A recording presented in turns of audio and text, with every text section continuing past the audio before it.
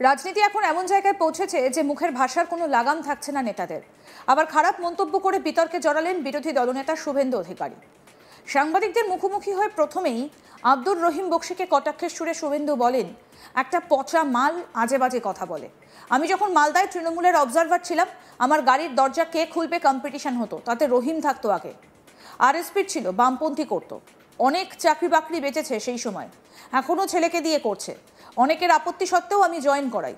যে ভাষায় কথা বলছে, বিজেপি আসার পর কয়েক ঘন্টার মধ্যেও জেলে যাবে। মালতীপুরে 80% মুসলিম ভোটার, আমি যোগ বিয়োগ জানি, সাগরদিঘির অঙ্কটাও আমার জানা ছিল। মালতীপুরে ওকে যদি আমি হারাতে না পারি, আমার নাম শুভেন্দু অধিকারী। কি বলছেন বিরোধী দলনেতা শুভেন্দু অধিকারী, আসুন শুনি। আব্দুর রহিম বক্সি তিনি বলছেন এখানে সেনার বৈঠক হচ্ছে, মমতা আমার দিনটাই খারাপ করলেন। পচা মাল আজে বাজে কথা বলে। আমি যখন মালদায় তৃণমূলের অবজারভার ছিলাম, আমার গাড়ির দরজা কে খুলবে কম্পিটিশান হতো, তাতে রহিম থাকতো আগে। আরএসপির মাল ছিল, বামপন্থী করত, অনেক চাকরি বাকরি বেঁচেছে সে সময়, এখনও ছেলেকে দিয়ে করছে। তারপরে অনেক দিন অনেকেই আপত্তি ছিল, আমাকে ধরাধরির পরে আমি একদিন জয়েন করাই। এই তো ক্যারেক্টার। আমি ওকে বলে দিলাম, ও যে ভাষায় যে টোনে কথা বলছে, ওর বিজেপি আসার পরে ও জেলে যাবে কয়েক ঘন্টার মধ্যে।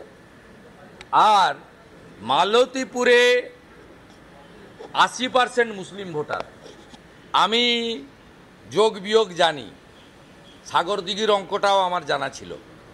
মালতীপুরে ওকে যদি আমি হারাতে না পারি, আমার নাম শুভেন্দু অধিকারী নয়। ভারতীয় সেনাবাহিনীকে নিয়ে সম্প্রতি কটাক্ষ করেন তৃণমূল বিধায়ক আব্দুর রহিম বক্সি, যার পরিপ্রেক্ষিতে সাংবাদিকদের মুখোমুখি হয়ে আব্দুর রহিম বক্সিকে কটাক্ষ করেছেন শুভেন্দু অধিকারী। প্রসঙ্গত বলি, মালদার মালতীপুর বিধানসভার এনায়েত নগরে ব্লক তৃণমূল কংগ্রেসের ডাকে 3 রাজ্যে বাঙালিদের ওপর আক্রমণ এবং বাংলা ভাষার অপমানের অভিযোগ নিয়ে একটা বিক্ষোভ সমাবেশের আয়োজন করা হয়। সেই সমাবেশে উপস্থিত ছিলেন স্থানীয় বিধায়ক তথা জেলা তৃণমূলের সভাপতি আব্দুর রহিম বক্সি। সেখানেই মঞ্চ থেকে এমন মন্তব্য করেন তিনি। শিলিগুড়ির বিজেপি বিধায়ক শঙ্কর ঘোষকে নাম না করে তিনি বলেন যে বিজেপি বিধায়ক বিধানসভার বাংলার পরিযায়ী শ্রমিকদের বাংলাদেশি রোহিঙ্গা বলেছেন, তার গলায় এমনভাবে রাসায়নিক তরল ঢালবো যাতে কণ্ঠ বন্ধ হয়ে যায়। বিজেপি শাসিত রাজ্যে বাংলার লোক জানে শেষ হয়ে যাচ্ছে। এখানে যারা বিজেপি করছেন তারা প্রতিবাদ করছেন না, তাই এলাকায় বিজেপি করা যাবে না। মানুষকে বলবো বয়কট করুন, বিজেপির পতাকা ছিঁড়ে দিন। অন্যদিকে চাচল থানায় বিজেপি কর্মীদের মিথ্যে মামলা দেওয়ার অভিযোগে 24 ঘন্টা অবস্থান বিক্ষোভ করেন উত্তর মালদার বিজেপি সাংসদ খগেন মুর্মু। সেই কর্মসূচিকে অগণতান্ত্রিক বলে নাম না করে বিজেপি সাংসদকেও বেড়া দিয়ে মারধরের হুঁশিয়ারি দেন আব্দুর রহিম বক্সি। শুনে নেওয়া যাক কি বলেছিলেন ওই তৃণমূল নেতা, শুনবো এবার।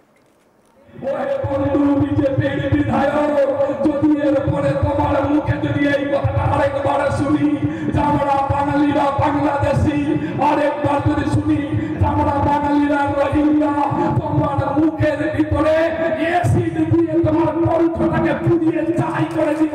তুমি এটা জেনে রাখো, এটা পশ্চিমবঙ্গ, এটা আমরা বাঙালিরা তোমার মুখে কথা বলার জায়গা রাখবো না, এসিড দিয়ে তোমার মুখ থেকে পুড়িয়ে দিও, তুমি এটা জেনে রাখো।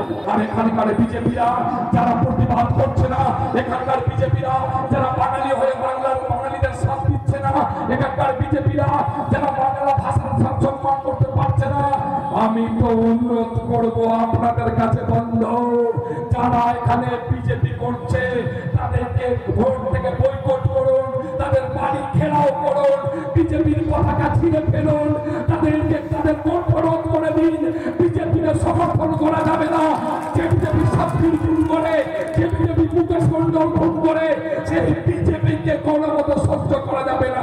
তাদের বয়কট করুন, তাদের ঘেরাও করুন, তাদের বাড়ির সামনে মিছিল করুন।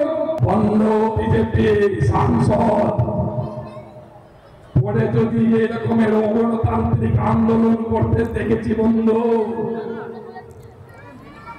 আমাদের গ্রামে ফুটবেড়া হয়, ফুটবেড়া দেখেছেন? ফুটবেড়ার বাড়ি পড়বে পিঠে, ধরাম ধরাম করে আওয়াজ হবে বন্ধ। অগণতান্ত্রিক আন্দোলন আমরা বাঙালিরা সহ্য করব না, বাংলার মানুষেরা অগণতান্ত্রিক আন্দোলন সহ্য করব না। এদিকে মিমি চক্রবর্তীর পর এবার অভিনেতা অঙ্কুশ হাজরাকে ডেকে পাঠিয়েছে ইডি। সেই নিয়ে প্রশ্ন করা হলে শুভেন্দু অধিকারী বলেন, তথ্য আছে বলেই ডেকেছে, তারা সাহায্য করবে, আরো ভুল হলে আইনি লড়াই করবে। কি বললেন এই বিষয়ে শুভেন্দু অধিকারী, সেটাও শোনাবো। দুর্নীতি মামলায় তাদের দিল্লিতে ডেকে পাঠানো হয়। নিশ্চিতভাবে তথ্য আছে, তাই ডেকেছেন। তারা কোঅপারেট করবেন। তারা যদি মনে করেন যে এটা অন্যায় হচ্ছে, আইনি লড়াই করবেন। কিন্তু এনফোর্সমেন্ট ডাইরেক্টরেট একটি আন্তর্জাতিক খ্যাতিসম্পন্ন অর্গানাইজেশন।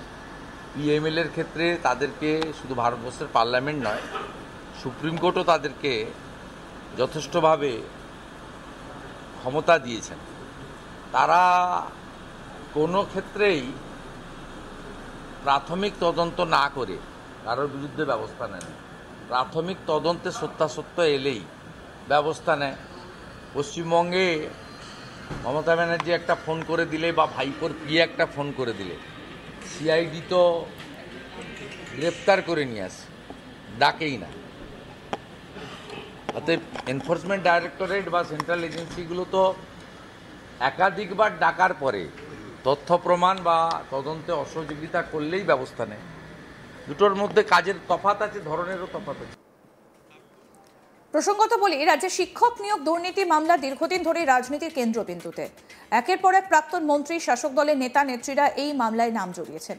ইতিমধ্যে এই মামলায় একাধিক জনপ্রতিনিধি এবং শিক্ষা মণ্ডলীর কর্তাদের জিজ্ঞাসাবাদ করেছে ইডি।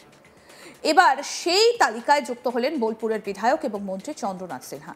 এই মামলায় ক্রমাগত শাসক দলের নেতাদের নাম উঠে আসায় বিরোধীরা রাজ্য সরকারকে তীব্র আক্রমণ শানাচ্ছে।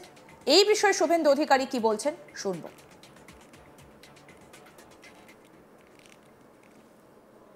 চন্দ্রনাথ সিনহার বিরুদ্ধে চার্জশিটেই তো লেখা আছে। কেন চার্জশিট?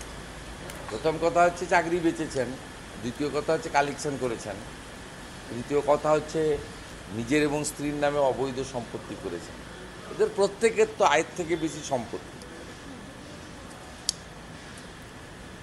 আপনি দেখছেন না, এর প্রত্যেকটা। এই রাজ্যের মুখ্যমন্ত্রী নিজে দুর্নীতিগ্রস্ত এবং তার যে পুরো র্যাকেট, তার পরিবারের লোক থেকে শুরু করে সকলেই আয়ের থেকে বেশি সম্পত্তি। শেষ পর্যন্ত শাস্তি হবে, মানে বারবার এই ডাকি কোথায় ডাকাডাকি? চার্জশিটেড হয়েছে মানে তো কনভিকশন হবে, ওকে তো নির্দোষ প্রমাণ করতে হবে। চার্জশিটেড মানেই তো ফাইনালি এবারে ট্রায়ালে ওকে ফেস করতে হবে। ট্রায়ালে ফেস করলে কনভিকশন হবে। অনুব্রত মণ্ডল 2 বছর জেল কেটেছে, আরও 4 বছর খাটতে হবে। ওই ধারাতে তো 6 বছরের জেল আছে। আরো আপডেট পেতে দেখতে থাকুন আজ তাক বাংলা। সাবস্ক্রাইব করুন, নোটিফিকেশন পেতে বেল বাটন অপশন প্রেস করুন।